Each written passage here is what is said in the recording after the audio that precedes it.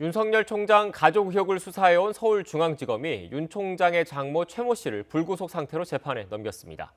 불법 요양병원을 운영하며 22억 여원어치 요양급여를 가로챈 혐의를 적용했습니다. 윤 총장 장모는 병원 운영에 전혀 개입한 적이 없다면서 억울함을 호소했습니다. 취재기자 연결합니다. 박석영 기자. 네, 서울중앙지검입니다. 네, 앞서 경찰 수사 단계에서 입건조차 되지 않았던 사건인데 검찰이 이번엔 윤 총장 장모를 재판에 넘겼군요. 네, 서울중앙지검 형사 6부는 오늘 윤석열 검찰총장의 장모 최모 씨를 불구속 상태로 재판에 넘겼습니다. 최 씨에게는 요양병원 부정수급 의혹과 관련해 의료법 위반 혐의와 특정경제범죄처벌법상 사기 혐의가 적용됐습니다. 최 씨는 지난 2012년 11월 의료기관 개설 자격이 없는데도 동업자들과 의료재단을 세웠습니다. 이후 2013년 2월 경기 파주시에 요양병원을 설립하고 운영했는데요. 이 병원은 의료법에 맞게 개설된 의료기관이 아닙니다.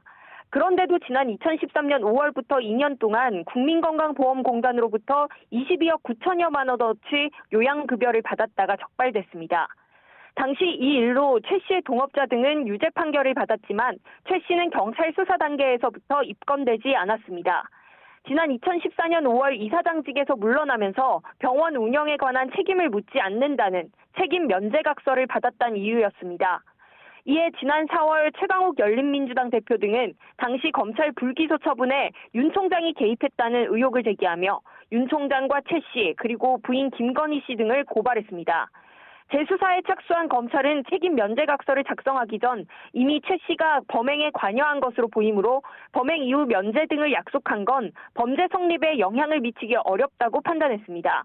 다만 장모 최 씨와 함께 고발된 부인 김건희 씨와 윤 총장은 재판에 넘겨지지 않았습니다. 검찰 관계자는 고발 내용이 대부분 확정 판결이 난 상태고 친고죄인데도 고발이 없거나 혐의 없음이 명백해 각하 처분됐다고 설명했습니다. 이와 관련해 장모 최 씨는 YTN과의 통화에서 자신은 오히려 손해를 보고 있고 요양병원 운영에도 전혀 개입하지 않았을 뿐더러 처음부터 계속 빠지고 싶다고 얘기했다며 억울함을 호소했습니다. 서울중앙지검은 이 사건 외에도 윤 총장 부인 김건희 씨가 운영하는 전시기획사 불법 협찬금 수수 의혹과 기업 주가 조작 관련 의혹, 윤 총장 측근 친형 사건 무마 의혹 등에 대해서도 수사하고 있습니다. 앞서 추미애 법무부 장관은 지난달 두 번째 수사지휘권을 발동해 가족과 측근 관련 수사 지휘에서 윤 총장을 배제하라고 지시했습니다. 지금까지 서울중앙지검에서 YTN 박서경입니다.